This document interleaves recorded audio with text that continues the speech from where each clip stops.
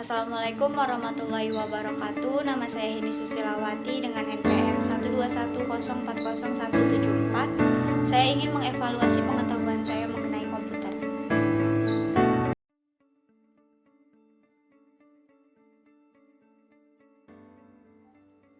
Yang pertama ada perbandingan komputer dari generasi ke generasi. Generasi pertama. Perangkat komputer yang pertama ternyata dikembangkan untuk desain pesawat dan peluru kendali. Digagas oleh Konrad Zuse, seorang insinyur asal Jerman, komputer generasi pertama menggunakan tabung hampa udara sebagai sirkuit dan drum magnetik untuk memori. Komputer generasi pertama ini sangat mahal dan besar sehingga mengisi seluruh ruangan. Seperti pada contoh gambar di atas, ENIAC, komputer elektronik pertama di dunia, mempunyai bobot 30 ton, panjang 30 meter, dan tinggi 2,4 meter. Komputer generasi pertama mengandalkan mesin language, level bahasa pemrograman paling rendah yang dimengerti komputer. Bahasa pemrograman ini hanya bisa menyelesaikan satu perhitungan setiap waktu, serta butuh berhari-hari atau berminggu-minggu untuk menyetel perhitungan baru. Ciri-ciri komputer generasi pertama. Komponen yang digunakan adalah tabung hampa udara atau vacuum tube untuk sirkuitnya. Program hanya dapat digunakan dengan menggunakan bahasa mesin assembler. Ukuran fisik komputer yang terlalu besar sehingga memerlukan tempat yang sangat luas. Cepat panas dan memerlukan daya listrik yang besar. Proses kurang cepat dan kapasitas penyimpanannya sangat kecil, berorientasi pada aplikasi bisnis. Pada generasi kedua, diciptakannya transistor. Pada generasi ini mengubah wajah komputer yang dikenal pada generasi pertama. Transistor menggantikan tabung hampa dan memulai perkembangan komputer generasi kedua. Transistor jauh mengungguli tabung hampa dan memungkinkan komputer menjadi lebih kecil, cepat, murah, dan hemat energi dibandingkan dengan pendahulunya. Selain itu, pada generasi ini juga dilakukan pengembangan memori inti magnetik. Secara umum, komputer generasi ini sudah menggunakan bahasa pemrograman tingkat tinggi. Kapasitas memori sudah lumayan besar, tidak membutuhkan terlalu banyak listrik, dan proses operasi sudah cepat. Ciri-ciri komputer pada generasi kedua, sirkuitnya terbuat dari transistor, pemrograman dibuat dengan bahasa tingkat tinggi seperti Fortran, COBOL, dan kapasitas memori sudah cukup besar. Prosesnya sudah lebih cepat, ukuran fisik sudah lebih kecil daripada komputer generasi pertama, membutuhkan lebih sedikit daya listrik, berorientasi pada bisnis dan teknik. Generasi ketiga, pengembangan integrated circuit menjadi penanda komputer generasi ketiga. Dalam pemakaian komputer generasi kedua, transistor membuat komputer cepat panas, maka komputer generasi kedua pun mulai ditinggalkan. Kemudian pada tahun 1958, Jack Billy menciptakan Integrated Circuit Chip atau IC, kepingan kecil yang mampu menampung banyak komponen menjadi satu. Komputer pada generasi ini menjadi lebih kecil dan cepat serta murah, memungkinkan juga menjadi tersedia untuk khalayak umum. Ciri-ciri komputer pada generasi ketiga menggunakan IC, Integrated Circuit, sebagai komponennya. Pemrosesan lebih cepat dan kapasitas memori lebih besar. Bentuk fisik lebih kecil dan harganya murah. Peningkatan software, penggunaan listrik lebih hemat. Generasi keempat, mikroprosesor menjadi terobosan dalam mendatangkan komputer generasi keempat dengan menyatukan ribuan IC ke dalam satu kepingan silikon. Komputer generasi pertama yang mengisi seluruh ruangan sekarang sudah muat dalam genggaman manusia. Muncullah laptop yang sangat portable dan dapat dibawa kemana-mana. Seiring komputer-komputer kecil ini menguat, mereka dapat dihubungkan untuk membentuk jaringan yang pada akhirnya mengawali perkembangan ini. Generasi kelima, komputer generasi kelima ini adalah komputer yang kita gunakan ditandai dengan munculnya LSI atau Large Scale Integration, yang merupakan pemadatan ribuan mikroprosesor ke dalam satu mikroprosesor. Komputer generasi ini ditandai juga dengan munculnya semikonduktor. Komputer kuantum dan penggunaan nanoteknologi juga akan merubah besar-besaran wajah komputer yang kita kenal. Tujuan dari komputer generasi kelima adalah mengembangkan komputer yang dapat merespons suara bahasa dan dapat belajar secara sadar. Selanjutnya yang terakhir ada generasi ke-6. Secara prinsip, ciri-ciri komputer masa mendatang adalah lebih canggih dan lebih murah dan memiliki kemampuan di antaranya melihat, mendengar, berbicara, dan berpikir serta mampu membuat kesimpulan seperti manusia. Dari sisi teknologi, beberapa ilmuwan komputer meyakini suatu saat tercipta apa yang disebut dengan biochip, yang dibuat dari bahan protein sintetis. Robot yang dibuat dengan bahan ini kelak akan menjadi manusia tiruan. Sedangkan teknologi yang sedang dalam tahap penelitian sekarang ini, yaitu mikrooptik serta input-output audio yang mungkin digunakan oleh komputer yang akan datang. Ahli-ahli sains komputer sekarang juga sedang mencoba merancang komputer yang tidak memerlukan penulisan dan pembuatan program oleh pengguna. Komputer tanpa program atau programless komputer ini mungkin membentuk ciri utama generasi komputer yang akan datang. Selanjutnya, saya akan membahas mengenai evolusi pengembangan teknologi informasi. Dapat dilihat pada gambar yang merupakan petakan evolusi dari sistem informasi, teknologi informasi menjadi komputer. Selanjutnya ada 4 era pengembangan teknologi informasi. Era pertama ada era komputerisasi.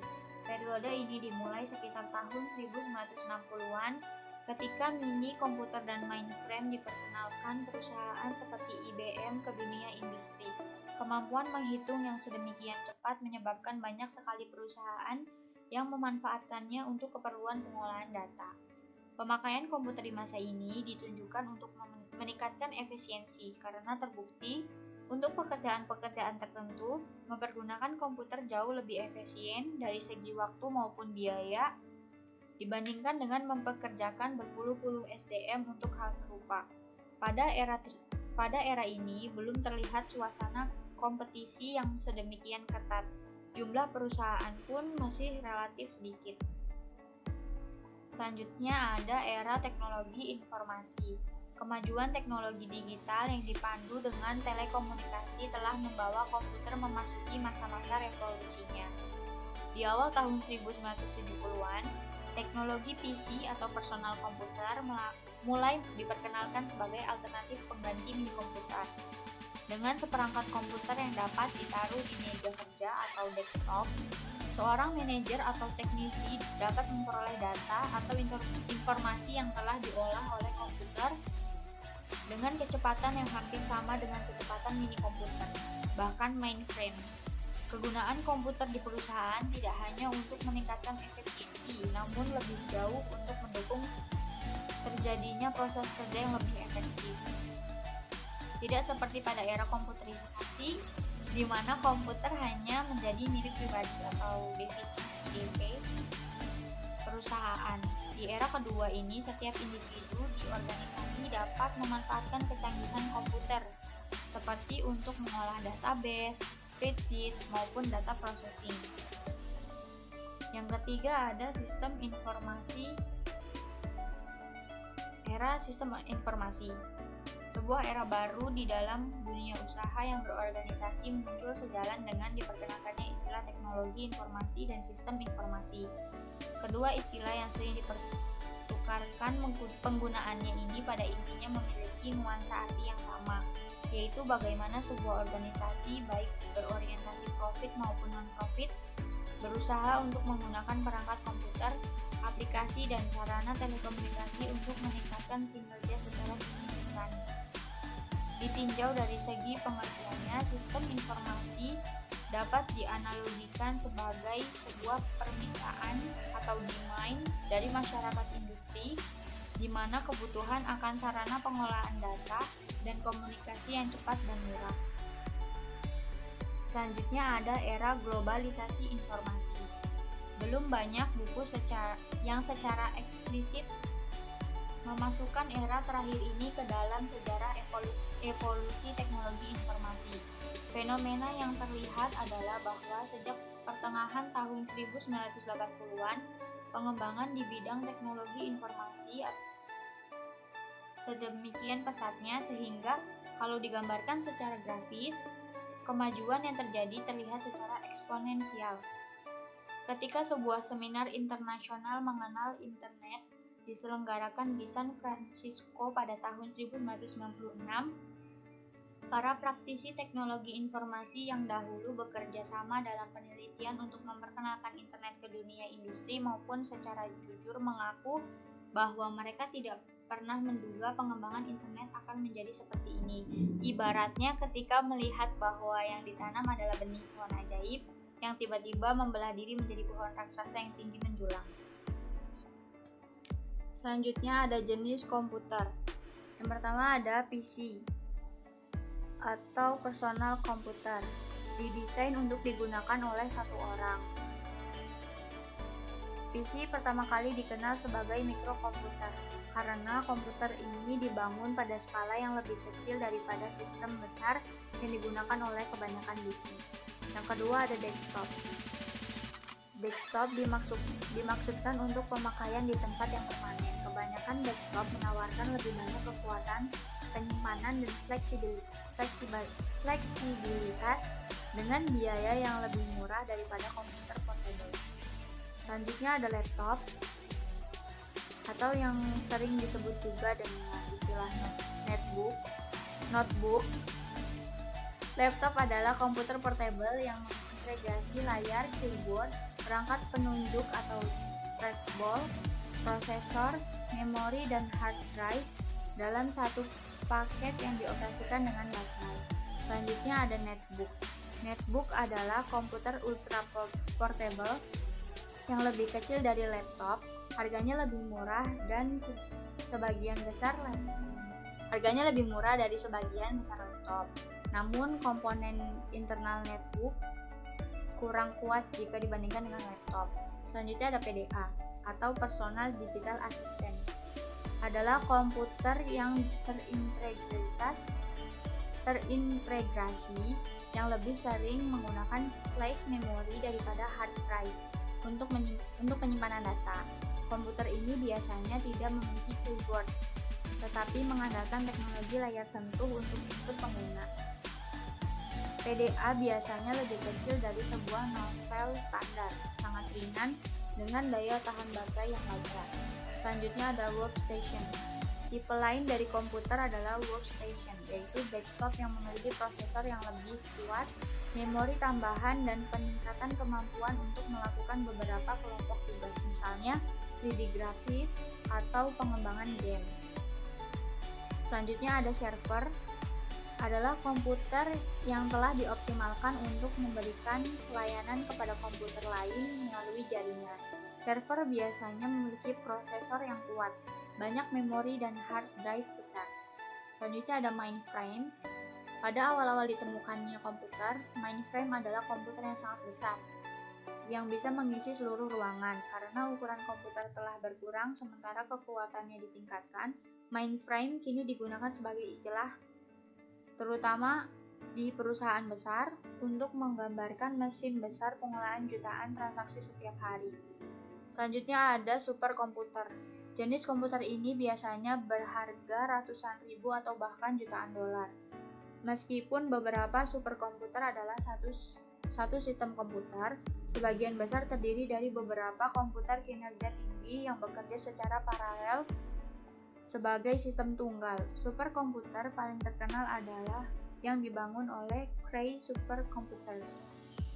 Selanjutnya yang terakhir ada wearable computer. Wearable computer atau komputer yang bisa dikenalkan pada dasarnya adalah aplikasi komputer umum seperti email, database, multimedia, kalender, atau scheduler yang diintegrasi ke dalam jam tangan, ponsel, visor, atau bahkan pakaian.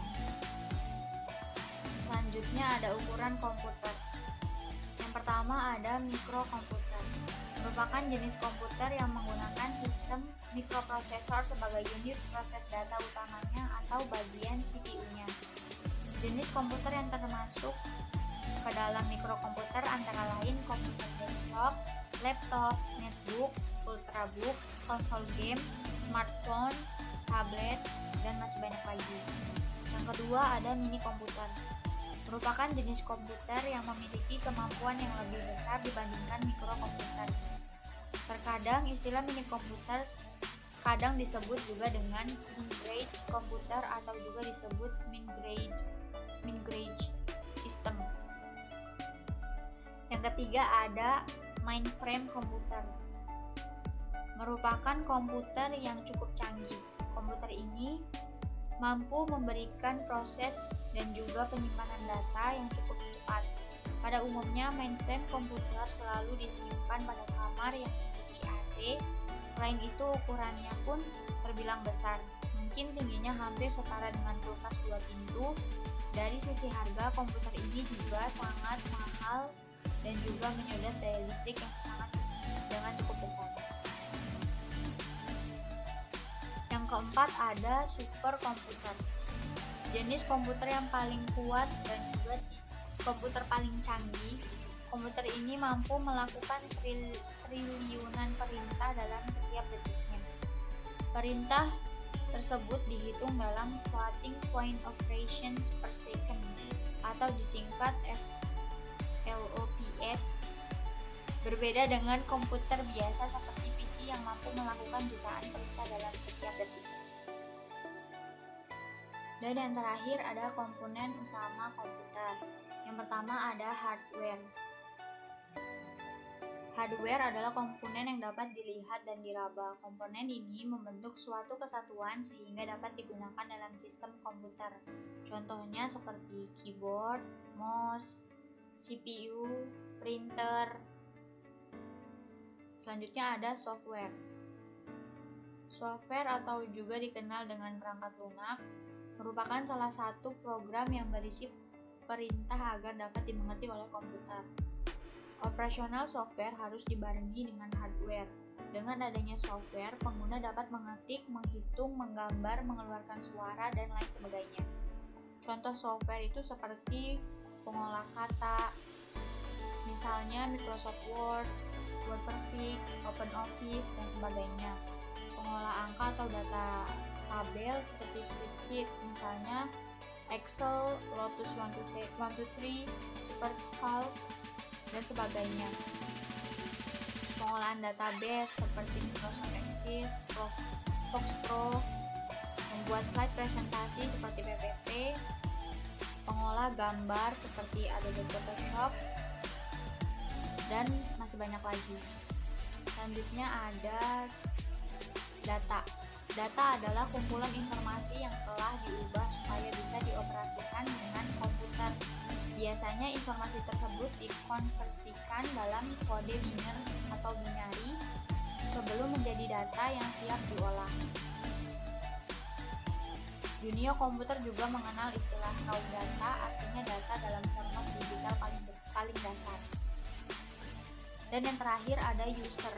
User adalah pengguna pada layanan atau perangkat dalam sistem teknologi informasi, seperti contohnya pengguna email atau pengguna internet. Mungkin itu saja yang dapat saya sampaikan mengenai evaluasi pengetahuan